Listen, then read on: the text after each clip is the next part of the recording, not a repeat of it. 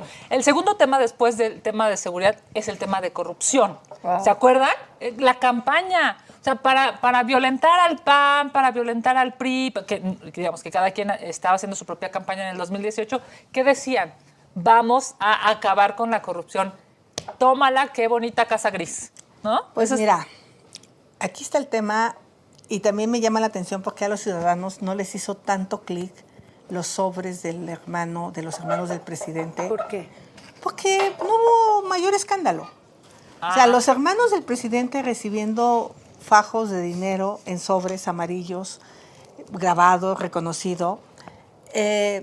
Finalmente, lo que hace un poco de clic es la casa del hijo en Houston. Mucho de clic. Bueno, mucho. El presidente cayó en las encuestas. Pero, Más de 10 puntos en algunas encuestas. Porque había mucha gente que seguía pensando que, bueno, los hermanos habían juntado lanita para el movimiento y el fin justifica los medios. Creo que lo que golpea al presidente brutalmente es su doble moral exhibida en su totalidad.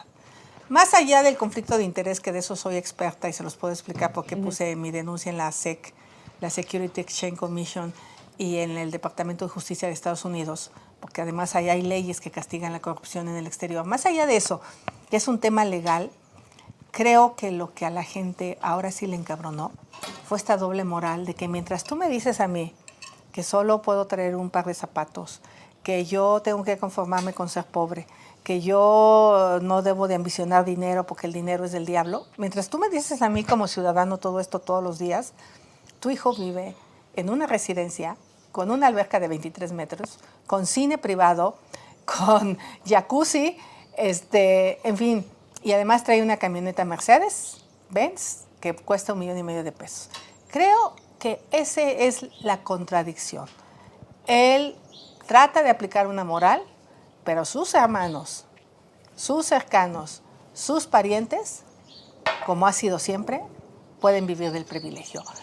¿Nosotros vamos a hacer que se investigue esa corrupción? Claro que sí.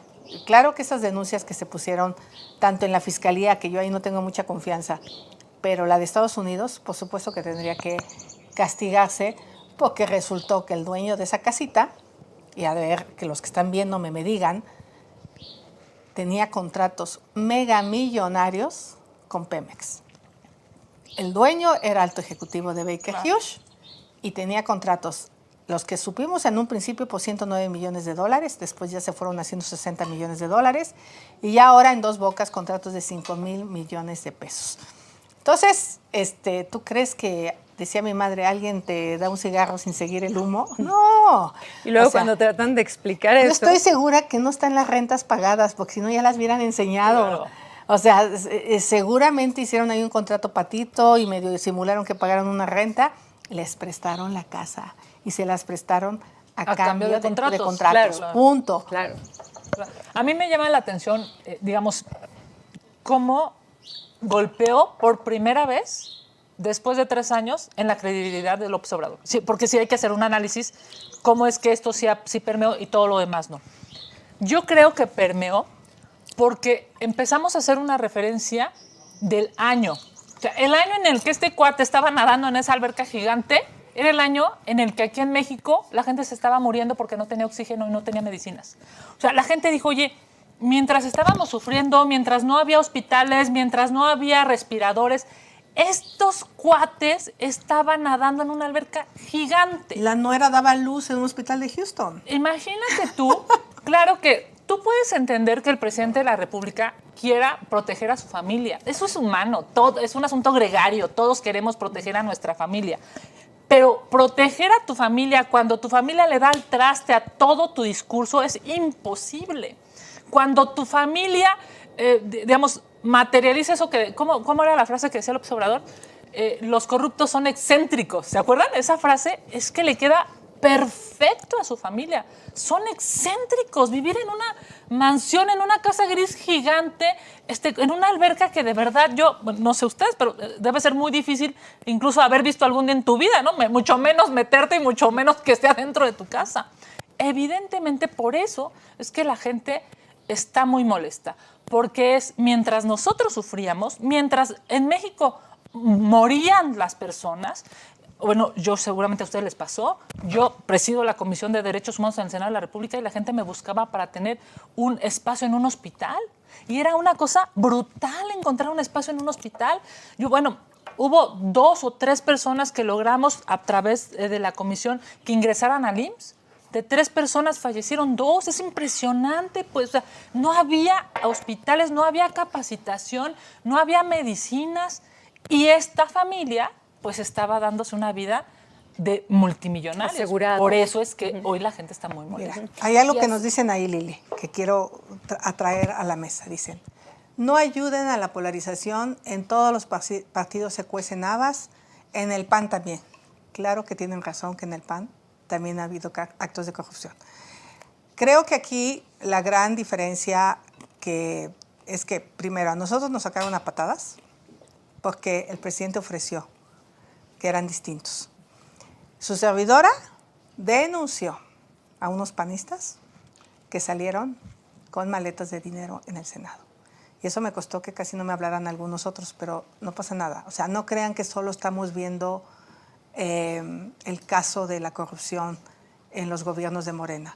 Creo que tenemos que tener la suficiente madurez para reconocer que cuando en nuestros grupos parlamentarios haya alguna denuncia, pues las tenemos que atender, aunque sean de casa, ¿no? Ahora, la corrupción del pasado no es novedad, no es noticia.